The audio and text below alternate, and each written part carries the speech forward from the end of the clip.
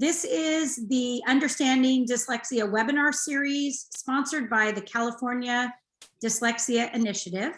And we are so lucky to have Dr. Hugh Catts from Florida State University here today.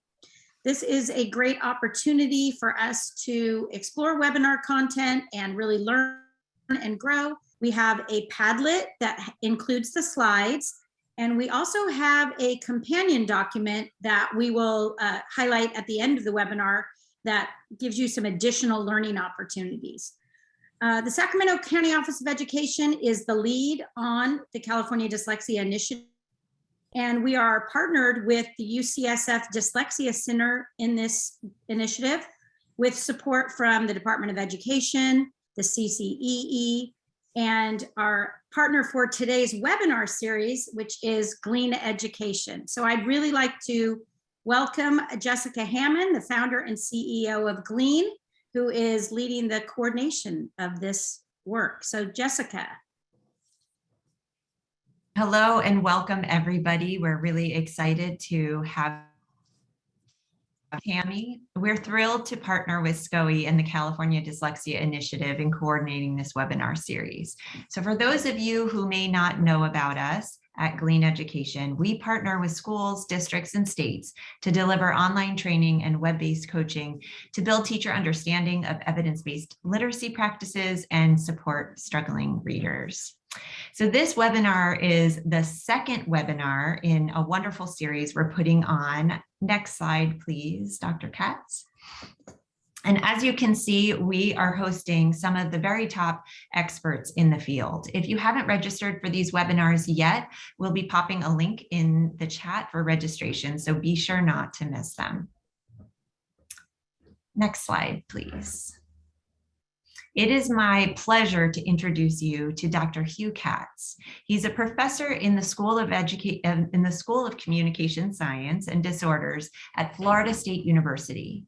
His research interests include the early identification and prevention of reading disabilities. He's a past board member of the International Dyslexia Association and a past board member and president of the Society for the Scientific Study of Reading.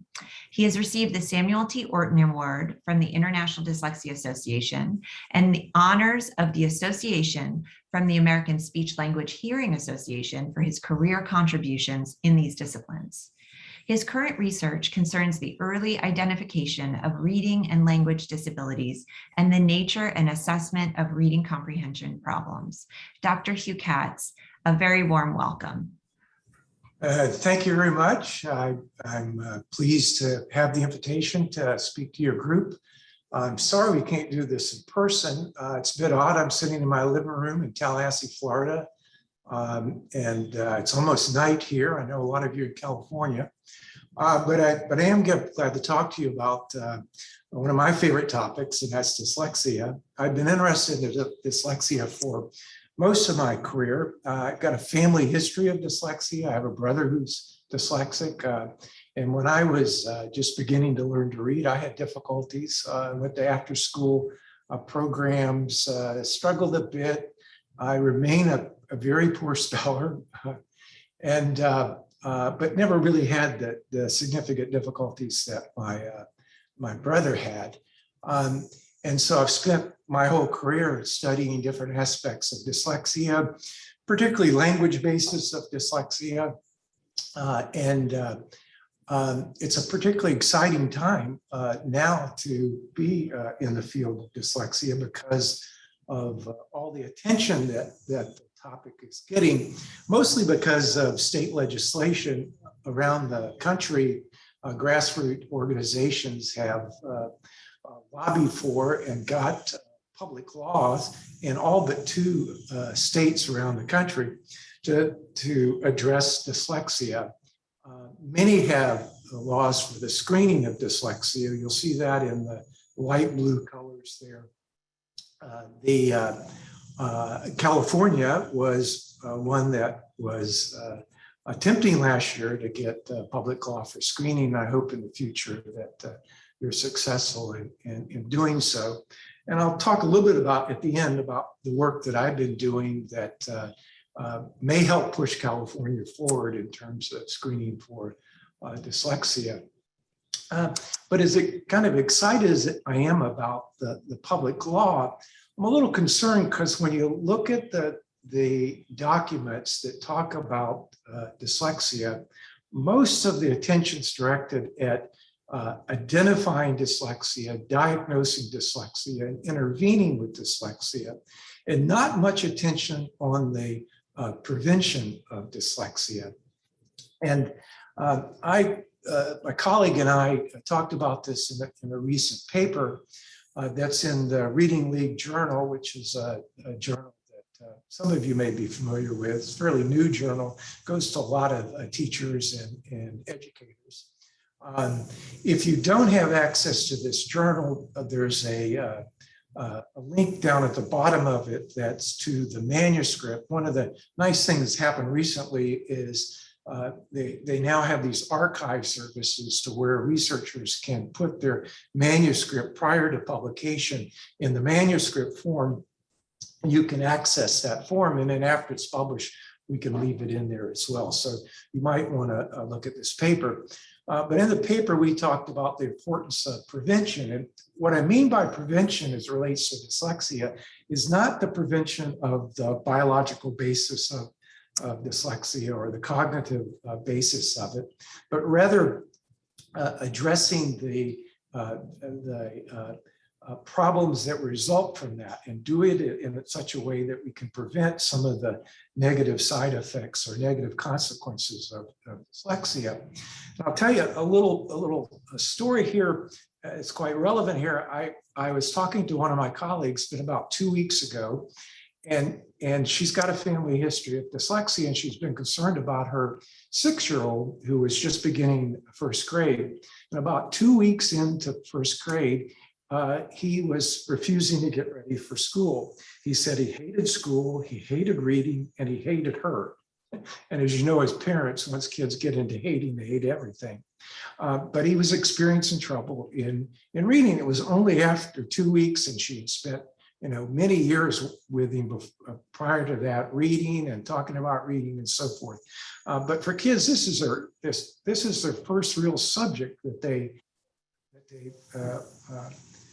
sorry about that, that they have to learn. And if you're not very good at it, you can develop anxiety about it pretty quickly. Kids can develop a poor self-concept. Anxiety goes on to depression, behavioral problems, academic failure, truancy, delinquency, incarceration. There's a number of studies showing the high incidence of learning disabilities in prisons, and unfortunately suicide. So what we were arguing for in this paper was that we needed to take a prevention approach to addressing dyslexia, more what's done in preventive medicine. And preventive medicine is a branch of medicine that's concerned about promoting health, well-being, averting and preventing disease, disability, death. It involves 3 different aspects: healthy lifestyle, screening, and prevention intervention. And it's being used with a number of different diseases or disorders, diabetes, cancer, heart disease. But for heart disease, it would look something like this, to where healthy lifestyle refers to eating well, moderate exercise, limited stress. Early identification would be screening for that. So if you go to your physician, you get cholesterol read, maybe measure your blood pressure. As you get older, you have exams on your heart, so forth. And if there's problems found, or you're found to be at risk for heart disease, then you engage in some sort of preventive intervention, like drug therapy, diet changes, and/or lifestyle changes. We could think about this in a similar way for prevention of dyslexia, to where a healthy lifestyle here is more specific to high quality classroom instruction to begin with. And I'll talk more about that as we go along.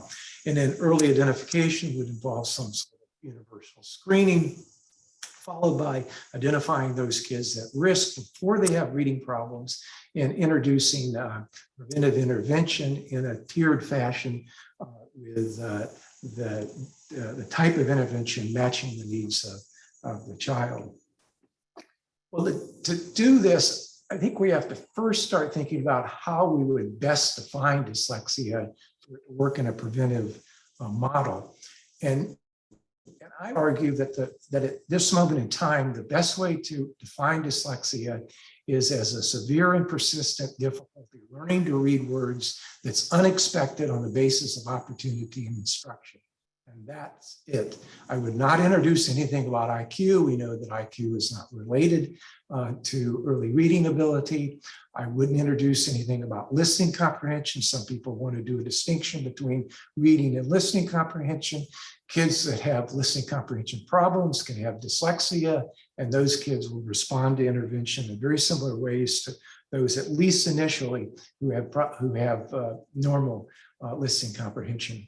And I wouldn't talk about underlying deficits. We'll see in a few minutes that the deficits associated with dyslexia are somewhat variable, and so it's hard to pinpoint specific deficits associated with all cases of dyslexia. I think this definition is more easily operationalized in the schools. Educators are well equipped to assess and evaluate reading performance. We don't have to do a full evaluation, at least initially, to identify kids at risk. And it takes some of the mystery away from the term. It brings it into the educational world. And I think it works better in a prevention model than some of the other definitions of dyslexia. It does have its shortcomings. It does involve quantifying to a certain extent what we mean by unexpected.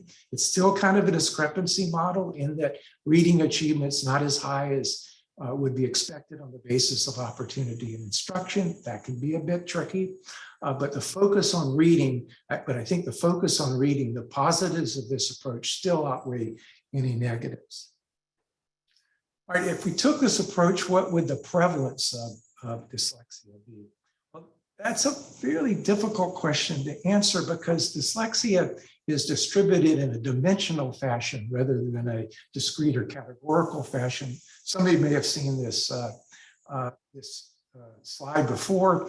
This was done by Hollis Scarborough. Some of you know Hollis from her reading rope figure.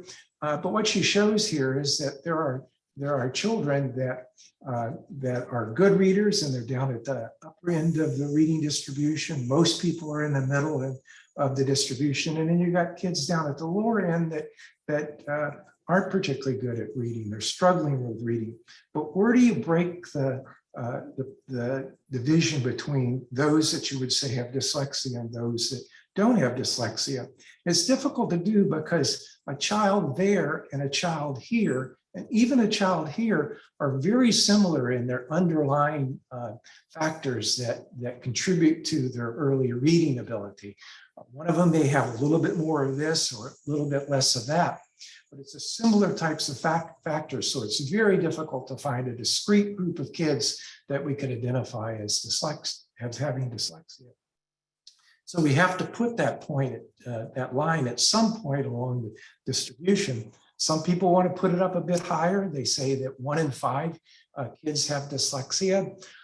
It's a little bit higher than many of us who study dyslexia would argue for. It's moving it up into maybe up into the 20th percentile, 25th percentile, if you will, to get rid of some of the kids that have other types of problems.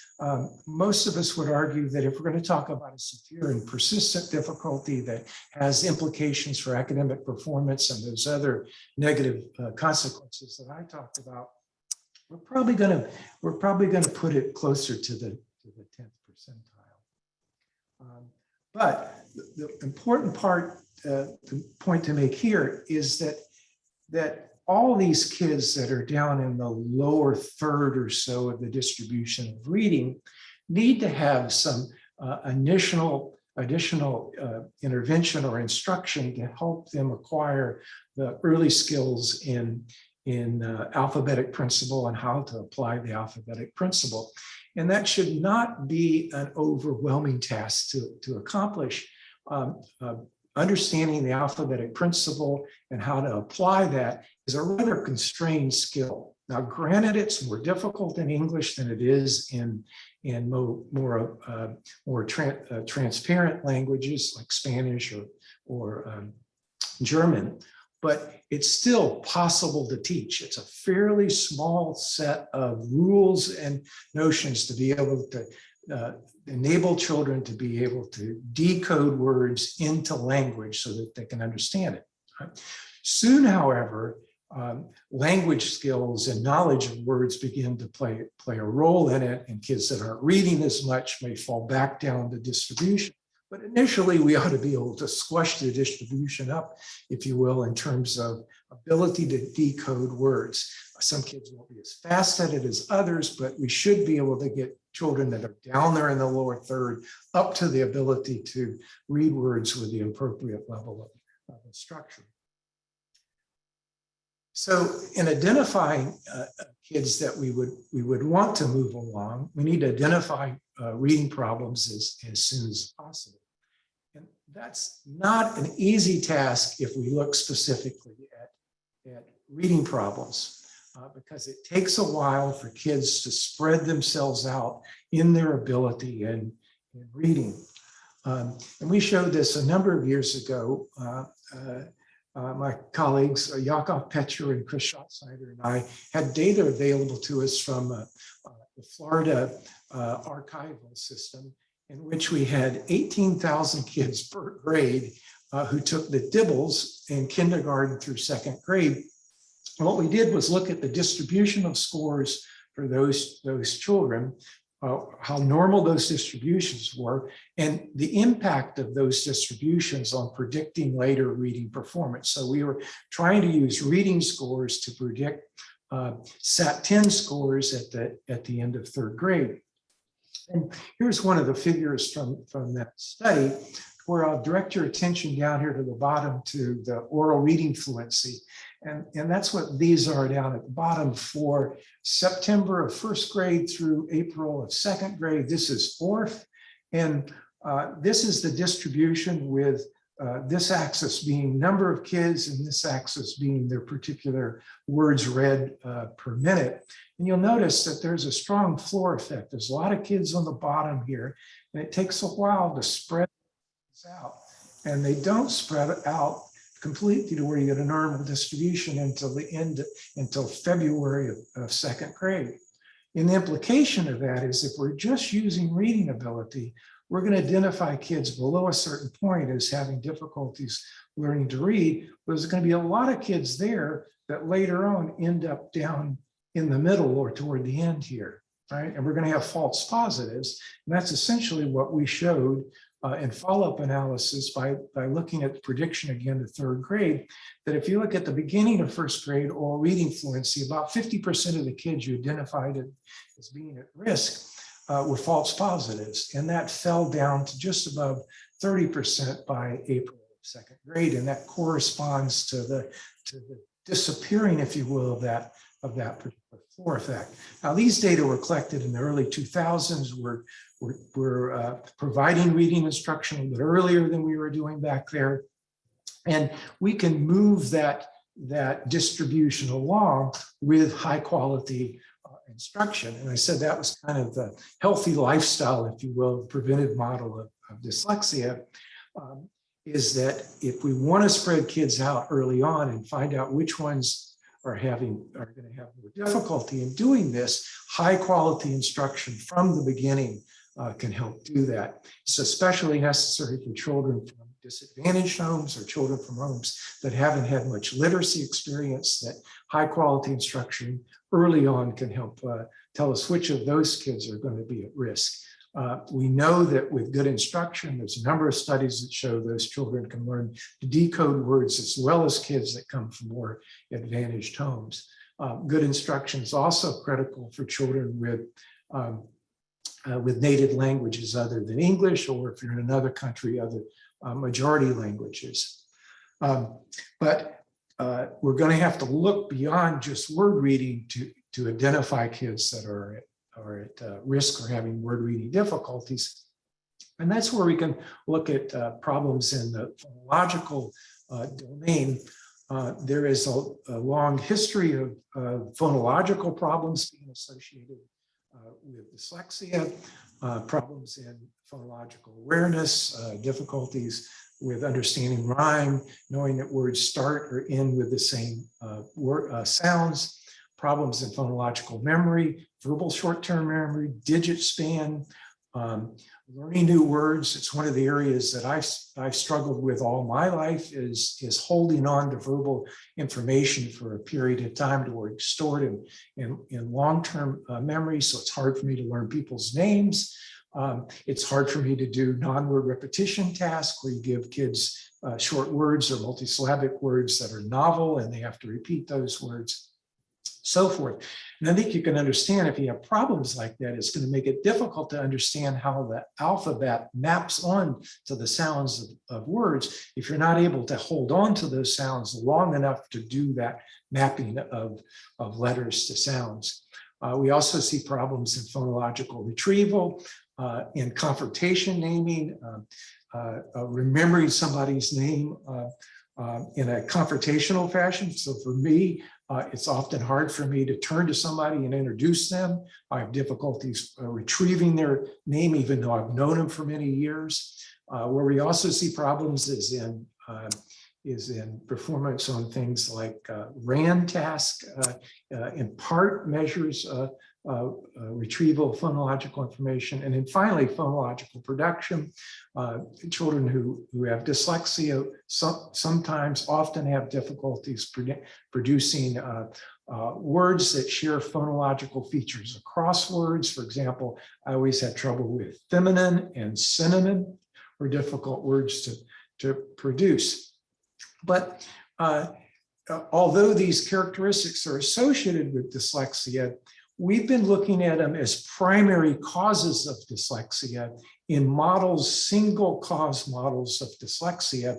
And we come to recognize that dyslexia, like other developmental disabilities, are not able to be explained by single causal models. A single deficit in phonology and single deficits across that range of phonological difficulties, right? Can't account for the occurrence of dyslexia. Not all individuals with a phonological deficit develop dyslexia. I'm a case in point. My phonological difficulties are as extreme as my brother's, but I learned to read for other reasons that I'll talk about in a few minutes, but other factors go into it. Not all kids that end up with dyslexia have a significant phonological deficit back at the beginning of school. For example, Pennington and his colleagues did a study that showed that only about 50% of kids that had dyslexia in second grade could be identified as having a significant problem in phonological awareness in kindergarten. So we're not going to be able to use just tests of phonological awareness to identify kids that are at risk for dyslexia. Well, it's findings like this that have led myself and others to argue for multi-causal models of dyslexia. We argue that there's multiple factors that add and interact to cause dyslexia. Phonological processing deficits are a primary factor, right, that are there and influence the development of reading ability, but act in combinations with other factors, and in some cases, other factors, they're not there, and other factors lead to a likelihood of dyslexia. A multi-causal model works better to explain the interaction between the environment and genes. There's been a lot of evidence suggesting a genetic basis to dyslexia, but no single gene seems to account for much of the variance in reading ability. So it must be multiple genes and environmental factors working together. These types of models are probabilistic. That is, that it's that adding up or subtracting of these factors that leads to a higher probability of having reading problems. They don't determine you having a reading problem. And it's not just deficits, because children with the same level of deficits often have very divergent outcomes. This is where we talk about risk resilience. It's a framework that was introduced first in childhood psychopathology and well-being. Resilience is a positive adaptation to challenging or threatening circumstances brought on by risk. Mechanisms for this are promotive factors, which are factors that are good for all individuals, whether you're at risk or not. So I'll talk about it in a minute, but something like language ability. So the better you are at language, the better you're going to be at reading. Protective factors, on the other hand, are factors that only come into play when you're at risk for having a reading problem. They don't seem to have much of an impact if you're not at risk. We put that into a model that we refer to as a cumulative risk and resilience model for dyslexia. This is model is in an article that's in the journal Learning Disabilities. They put in the papers that have been accepted into an online format, so you can access these papers online prior to publication. But we've also got a manuscript that's archived, so you can go to that website or that link there and get the manuscript version of the paper. But what we point out in this model is that there's factors that increase the risk for dyslexia, and there's factors, on the other hand, that decrease the risk with this teeter-totter, if you will. These press down and reduce the risk for that these factors may initially cause. We talked a little bit about phonological deficits. They still remain primary in these cumulative models, but other factors like language impairments, right? That individual differences in language influence reading. I said across the board, but if you have problems in the development of language, it increases the likelihood that you're going to have difficulties in learning to read. There's a long history of research showing the relationship between language impairments and dyslexia. Samuel Orton, who was one of the first people in our field to look at kids with dyslexia, noticed that about half of the kids that he was seeing back in the 20s, he was observing that they had speech and language problems.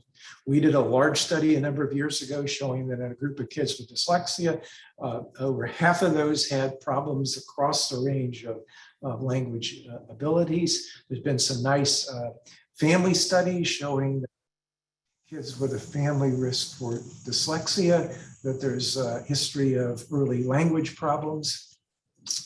Also studies that have followed kids who have early language problems and look to see if they develop dyslexia. Late talkers, kids that are by 2 years of age, that have less than 50 words or no two-word combinations, seem to be at a higher risk for having later reading problems. Especially children with developmental language impairment or developmental language disability.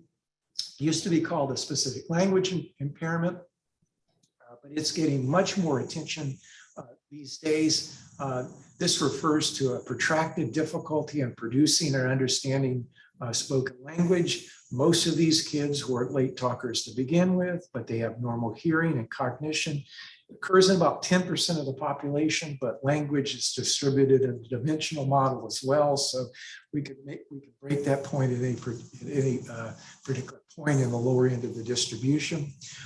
But it's important to identify these kids because about half of them will go on to develop dyslexia. Most will have problems in reading comprehension. Some of them will have problems that are specific to comprehension, and we might refer to those as poor comprehenders. They have adequate or better decoding abilities, but have difficulties in comprehension. This is a hidden disorder in the sense that only about 30% of the kids that have a developmental language impairment, which starts early in life and can be identified, typically is not identified by kindergarten, right? So less than 30% of kids who enter kindergarten with a language impairment haven't been identified. And it's critical that we begin to think about identifying these kids, perhaps even more than kids with dyslexia, right? Because the outcomes of these kids of having a language impairment are even more pervasive in the sense that they can have problems both with word reading and reading comprehension. One of the people that's leading this work is a past student of mine, see, I'm having trouble, Hogan, and her colleague, or I think it was a postdoc of hers, have put together a paper that looks at the screening tools that are used for identifying kids with developmental language disorders. There's not as many as there are for dyslexia at the moment, but there are more of these coming out. And all of you that are thinking about screening for dyslexia, we need to also think about screening for developmental language impairments. All right, on the other side, before I get to that, other factors that influence increase the risk are attentional deficits. There's a high incidence of children with attention deficit disorders who also have dyslexia, problems in vision. And problems in vision, I'm not talking about ocular motor problems or difficult seeing words backwards or needing colored lenses. We know that those don't occur anymore in kids with dyslexia. But it does look like there may be some problems in visual attention and other aspects of vision that may increase the probability of having reading problems. Also, trauma or stress. Typically, we thought about dyslexia as being a biologically based phenomenon, but we've begun to look at how this interacts with the environment. And we're beginning to recognize that factors related to childhood trauma can interact and increase the likelihood of dyslexia. Childhood trauma is the result of adverse childhood experiences. These are experiences like physical, sexual, emotional abuse, sudden loss of a family member, natural disasters, so forth. These types of experiences can cause toxic stress and they have neurological consequences. But it looks like it's more than a single experience, in that studies have shown that 60% of adults have had one or more of these, or had at least one of these types of adverse childhood experiences. So it's likely that it's a cumulative effects of multiple experiences that lead to kids having problems in reading, also in combination with the other risk factors that I mentioned. There's also some interesting work that suggests that there's intergenerational transmission through epigenetics. That is, that parents who've had a heightened number of adverse childhood experiences quite possibly could have some impact on their genetics through epigenetics. It's not understand biologically how that could happen, but we do have some beginning evidence that it can happen through a behavioral mechanism. In the work that we've been doing, we found that parents who've had multiple adverse childhood experiences begin to interact with their children differently, are less involved in their daily lives and in their schoolwork. And that has an impact on their early language and literacy development, and that's irrespective of a socioeconomic status. All right, on the other side, we've got resilience factors. The primary resilient factor is instruction, right? Instruction can reduce the risk for having severe and persistent reading problems, not just good tier 1 instruction, but instruction in more explicit systematic instruction.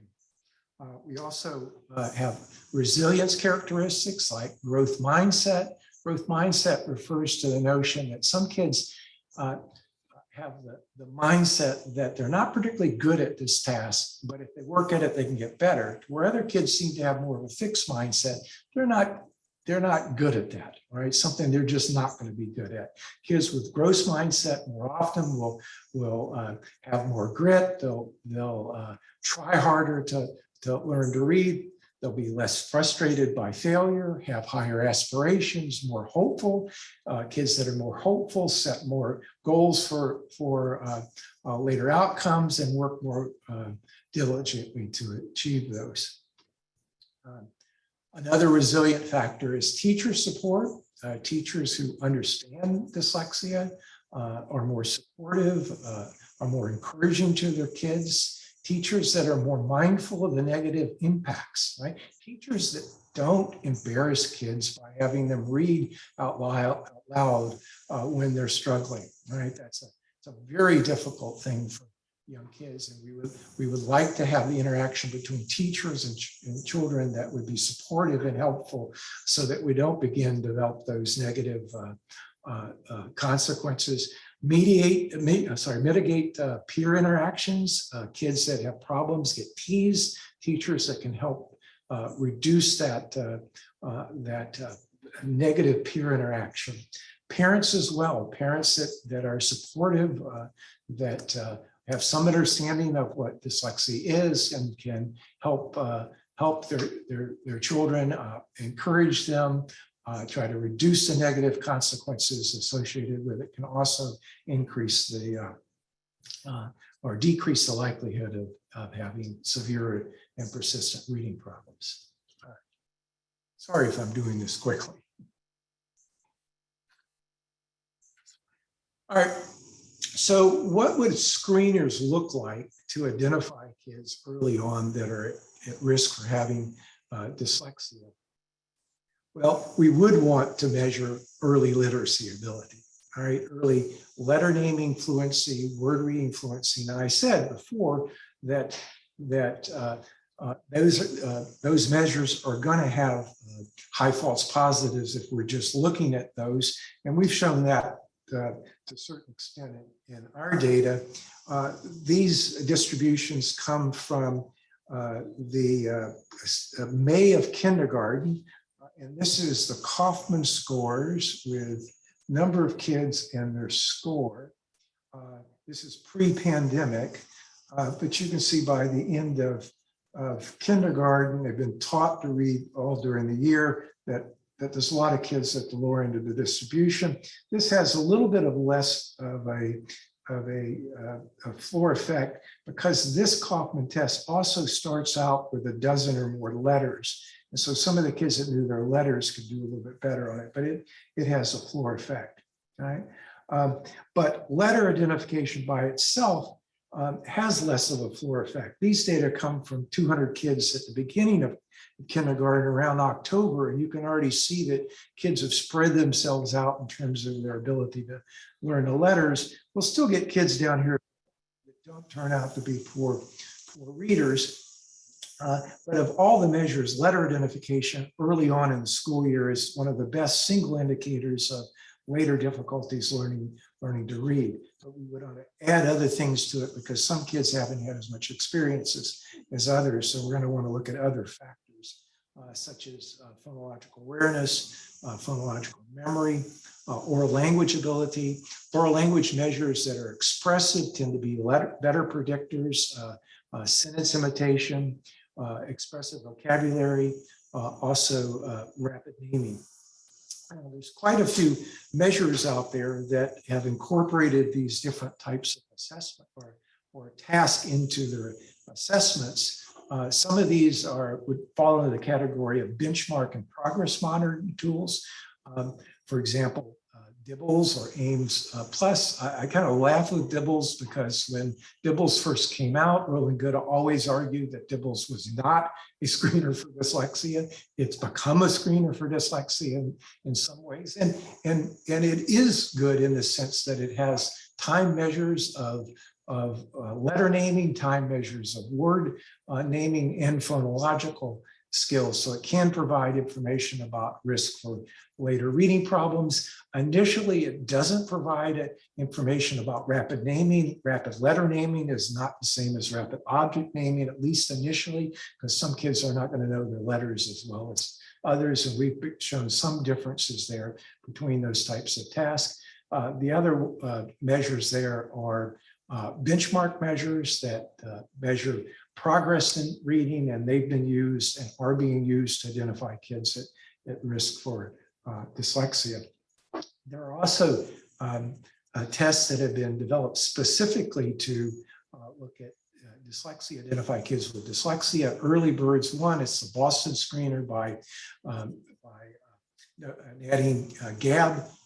It's a nice short screener that works with pre-K and kindergarten. The Mississippi Dyslexia Screener by Lexercise. The TPR is the Texas Primary Reading Inventory. I didn't, this emblem is for the whole test, but Jack Pletcher, I listened to some of his talk last week, didn't talk about this, but this is one of the measures that he and his colleagues have taken items from, and they use a short screen, about 5 minutes, to test for risk from this particular task. There's also the PAR that was developed a number of years ago by Frank Wood at Wake Forest. But most of those measures are still going to have fairly high false positive rates. If we set this sensitivity high enough so that we don't miss very many kids, we're still going to get fairly high false positive rates. So we're going to need to look at other factors. Family history, we need to find a way to get family history information available to those that have got to make decisions about risk for dyslexia. Early language development, were these kids ones that were late to talk, had developmental language problems, literacy experiences. So we have some idea whether the slow letter learning initially is based on the fact that they haven't had much experience with letters. Child characteristics, do they show resilience? Do they show growth mindset, so forth? Have they had adverse childhood experiences, or have their parents had adverse childhood experiences? And then finally, any model of screening is going to have to be a hybrid approach to where we use both initial screening and follow-up response to intervention. We can identify kids at risk using short screening measures, but we're going to get the most information by following and look to see how kids are responding to high quality instruction. We also have to be concerned about dyslexia and English language learners. We need to know what their knowledge of English is like. But we can still ask questions about family history. If their English is not adequate enough to participate in some of these screens, we can look at their first language abilities, right?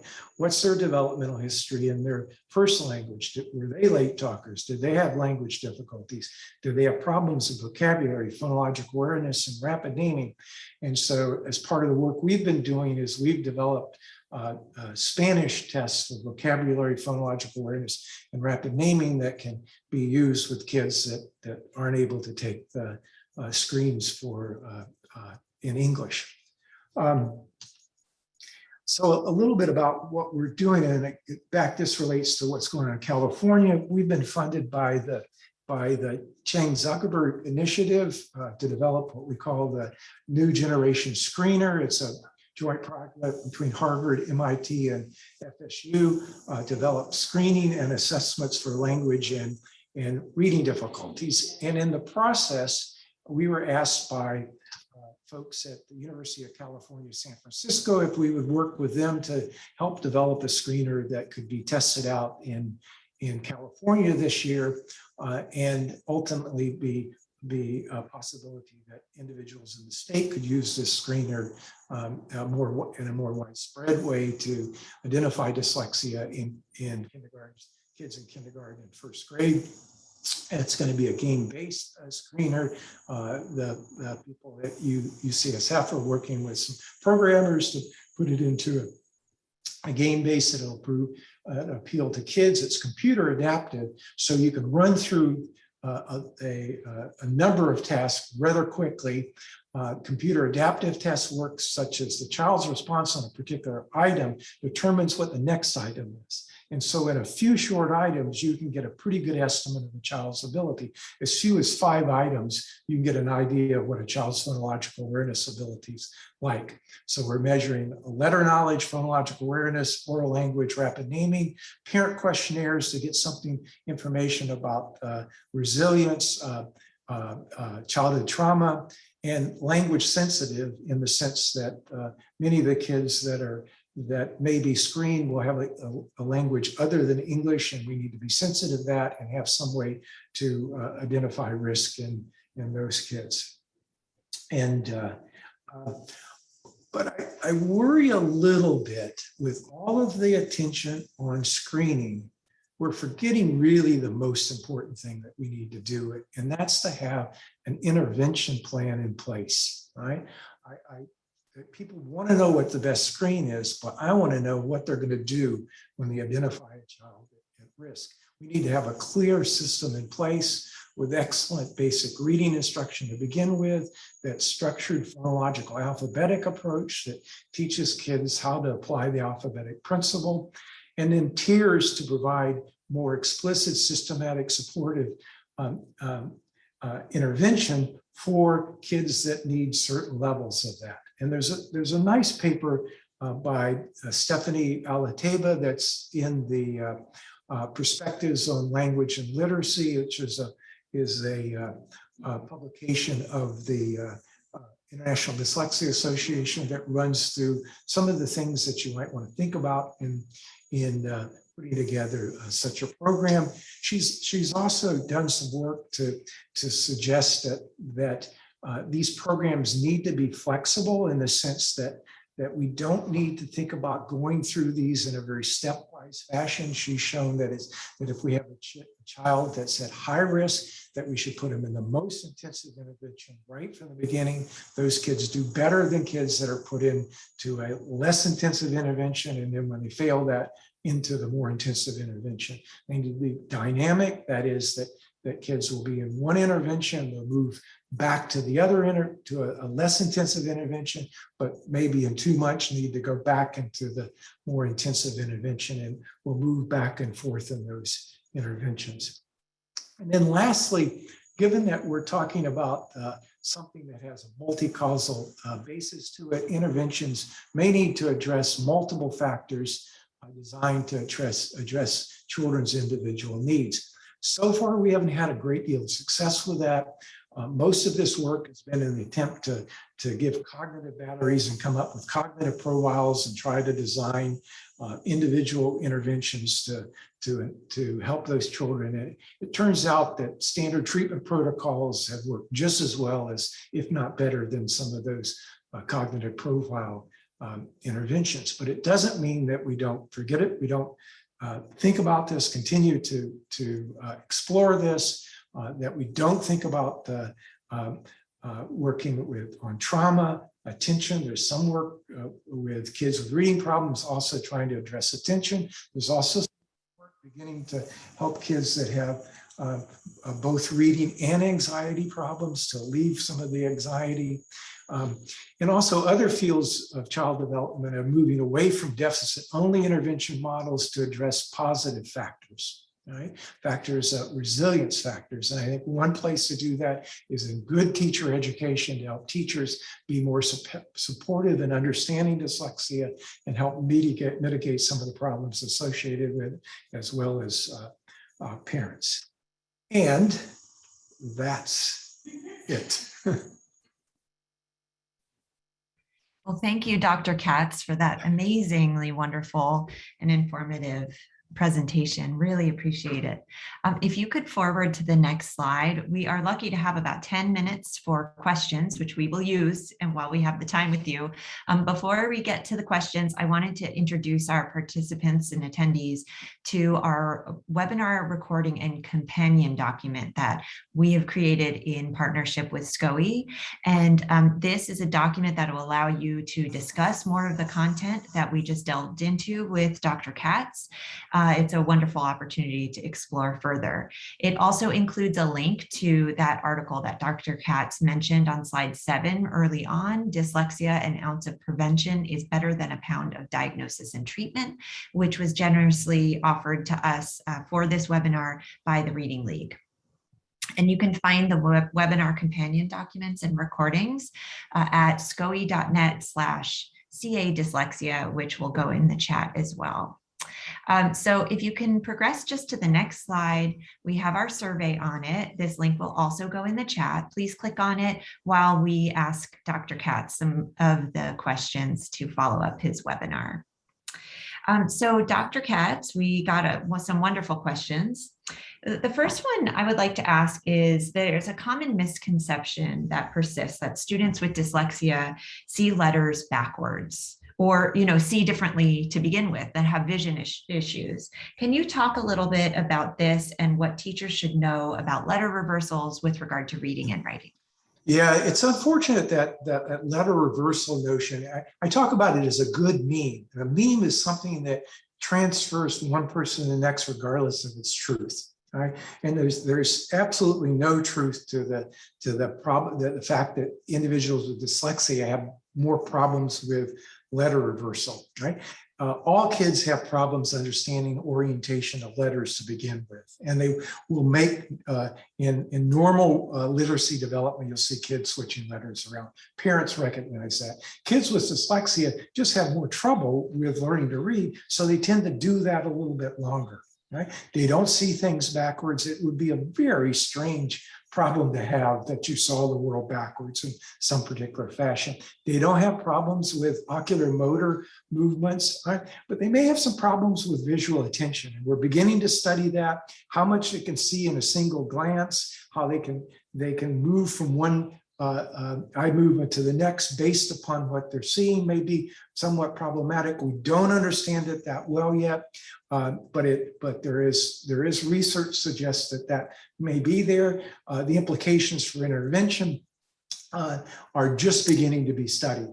All right, but I don't want to rule it out. I want to leave that as a possibility.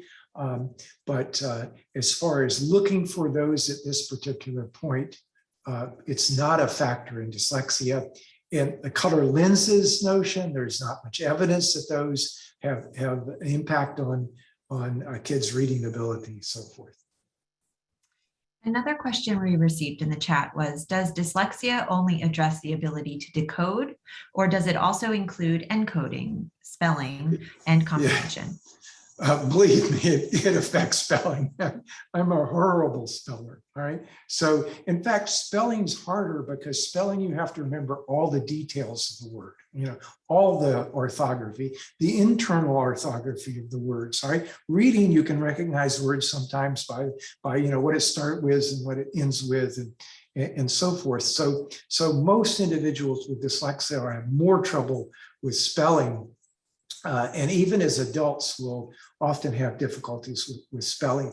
We don't tend to have it takes longer to assess, if you will. All right. We've been experimenting with short spelling tasks, and part of our project where we'll get kids on an iPad to move letters down using the cursor and spell words, and we're able to do this fairly quickly. And so after we've got some data on it, that may be a way we can put a screening measure for spelling into early identification, because it's a good measure of what kids know about the alphabetic principle, especially spelling non-words.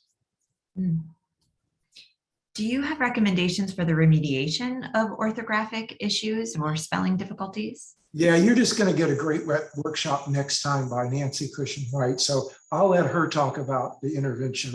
My specialty is in the early identification, and although I argue strongly for it, I'm not an expert in it. So I'll turn that over to Stephanie Alateva or Nancy to tell you what to do about that. And we know a lot about it. Great. Yes, and that next lecture will be wonderful next month by Dr. Nancy Cushing-White as well. What are some tools that districts can use to assess the strengths and weaknesses of their Tier 1 reading instruction? Do you have any recommendations? Yeah, I would ask Nancy about that. All right, but right offhand, it's going to be that does it provide a structured phonological alphabetic approach? Does it teach kids to decode words? Does it do it in a systematic way? All right, where it begins with certain letter sounds combinations, so forth, and works its way through. There's various ways of doing that. We don't know that one particular way of doing it's better than another, but it's a structured, systematic phonological approach so that kids can decode words, right? That's the problem that kids with dyslexia have, is learning to decode words. It's not all that's involved in word recognition. They're certainly going to have to help kids with reading words in context so that they get some information about the semantics. They learn something about the morphology of words. A good bit of word recognition as you move along is recognition of the morphology of English. And where you get that is by knowing something about the meaning of words that you get from reading words within context and so forth. But in the very early stage, you want to at least have a combination of a structured phonological alphabetic approach with some active reading of stories and even informational text to show kids kind of what the purpose of reading is, right? That reading can be fun. You know, it's not just this decoding, but we've moved too far away from. We've left behind some of our decoding in our desire to make reading more meaningful to kids. Well, it's a nice segue into our next question. Any suggested resources for students in 6th through 8th grade or even older grades with severe reading difficulties? Yeah, one thing you don't have to do is you don't have to do early identification. All right, you don't have to do screening for dyslexia past 1st grade, maybe. Right, the kids are going to show you by the end of 1st grade whether they have a severe and pervasive problem learning to read, at least by middle 2nd grade. I don't want you to wait that far. All right, but if you're just coming to look at kids in 2nd grade, they're already going to show you by the fact that they've spent 2.5 years, you go to middle of 2nd grade learning to read, and they're still struggling. All right. By my definition, they have dyslexia. All right. Unless they haven't had opportunity. All right. Kids may have not been in school those times, may have had a health issue. They may have had really poor instruction, but you know, you typically don't find that. By end of 2nd grade, 3rd grade, we don't need screeners for dyslexia. Right. We don't need it for 4th, 5th, 6th grade. The kids what we need to know is whether they can read words or not. So we want to make sure if we're giving comprehension measures, which typically is what we move toward in later grades, we're also measuring word reading abilities, because the majority of kids that have problems in reading comprehension in 5th, 6th grade also have problems in word reading, right? And we need to know that and know what difficulties they have so that we can remediate those problems. From my perspective, we should never let that happen.